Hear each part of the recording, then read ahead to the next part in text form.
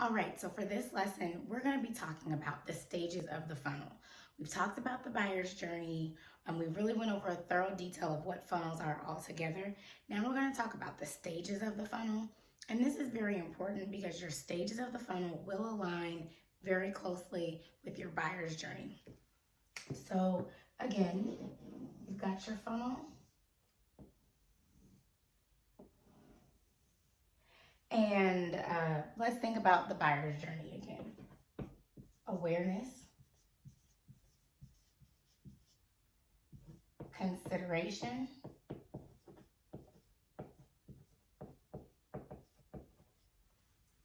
and decision. So when you think about the funnel parts, right? Very simple. You have the top of the funnel,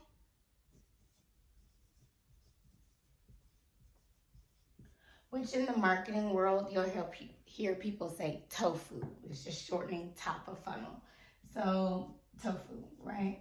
Here, middle of funnel, and the bottom. What's happening in the top, middle, and bottom of the funnel? Well, what you're doing is wanting to move people from awareness, consideration, and decision.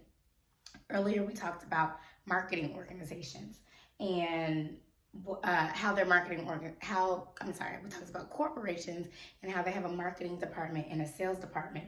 So when you see this on a picture, what's really happening is here is the marketing department. They are getting leads, they're doing the awareness campaigns, they're making sure people know who the company is. They're getting people to their blogs, their content, their webinars to actually fill out forms and become a lead. So traffic to visitor, visitor to lead. That's the responsibility of your marketing department. And once the lead comes in, they do a little bit of warming here via email usually, right? Now the lead has been opening a lot of emails, they've been doing a lot of engagement, they've been visiting us in other places online. So now this part becomes sales. And for marketing, MKTG. So what's happening here is your top of the funnel is really being handled by marketing. The bottom of the funnel is really being handled by sales.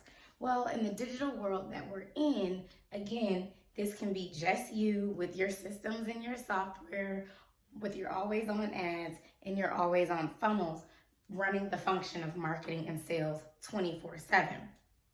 So coming up, we are talking about the juicy part of actually how to build that, what needs to go there.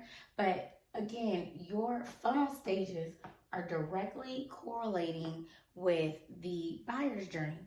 So what did I say was happening during the awareness stage? During the awareness stage, that buyer is one, needing to become aware of the problem, or two, they know the problem, like they have these symptoms and they're like, something's wrong. They're researching, I'm frustrated in my business, what do I do? So they're trying to diagnose that problem. So here at the top of the funnel, the marketing that needs to be happening is helping people solve problems. It's going to be very educational. So the content would be blogs, for instance, downloads, guides, checklists, things that are going to help solve that person's problem. And again, it's going to be different by industry, depending on what your product or service is. However, whatever at the end of this funnel, whatever information you're going to offer to that prospective buyer, that initial content, the problem that you're trying to solve needs to be relevant with what content you're going to deliver at the bottom. So let's talk about the content. Education. That is the type of content that you're going to deliver to help buyers in the awareness stage and at the top of your funnel. Remember we talked about this group of people that's not even inside the funnel yet? You're still targeting them. That's where you're just wanting to get them in front of you. So I might share my blog. I might not be trying to capture leads yet. Again, we're going to go through a thorough behind the scenes of what I do for my lead generation. But again, even before they're in your funnel and they filled out a form and you have their contact information, you're still displaying ads to them all the time. You're trying to stay in front of them. Then eventually, somewhere along here, your traffic to visitor has gone from visitor to lead and they filled out a form and they're in your funnel. But you're still educating them on solutions to that problem, how to do this, how to do that, 10 ways to XYZ, right? I have an example, even for products, makeup. You might say, well, nobody needs makeup. They don't have a problem about makeup. But the real issue is that, or the need is, I want to feel glamorous. So I'm trying to solve for that, and the makeup may help me do that. So don't get stuck in thinking that you can't build funnels for product-based businesses as well, as far as your ads that show 10 ways to do your makeup, get this guide if you're a makeup artist. There's just so many different options available. So that's your education. Consideration. At this point, again, they know what the problem is. They're looking for solutions. You need to be a solution to their problem. So in the middle of the funnel, you are giving a lot of solution-based information. Things like case studies, where in that case study is outlined what the person's problem was, what was your solution, what were the results. Results being measurable, increased XYZ by 20%. So it needs to be something measurable that will resonate with your potential buyer. Other things like not product information quite yet. You're still talking about the overall solution. So if I have a group accelerator, I'm not going to start talking about week 1, we do this, week 2 is this, week 3 is this, but I'm talking higher level about digging in and uncovering the problem and putting together solutions and strategy. It's more high level about what you can do to solve that need. So they're evaluating all these, solutions. You want to be in that mix. By the time they've gotten to the decision stage, again, they're totally aware of the problem. They now know all their solutions and they've decided what method they want to solve that solution. You're in the bottom of the funnel. Sales, you're like, it's time to get them hot. We need to get them to pull out their wallet, right?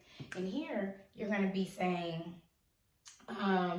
here's my product information kit. Here is my packages and offering. Week 1 does this, week 2 does this, and it's XYZ dollars. In this stage, they should not have questions about what you have to offer. Are you going to offer a free demo, a free trial? What is it going to do that's going to make the person in the decision stage choose to buy from you? And when they come out this funnel, the end result hopefully is, dollar signs.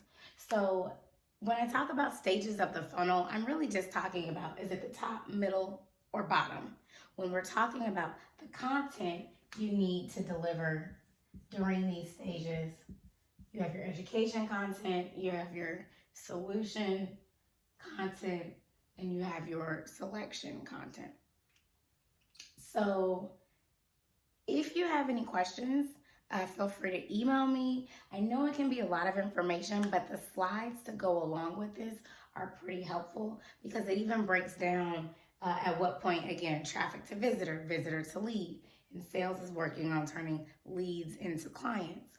I hope that you can see how this buyer's journey must align with your funnels and the content that you're delivering at each stage. So you're going to have a worksheet, and that worksheet is going to have you really break down what type of content your buyer would be interested in at each stage.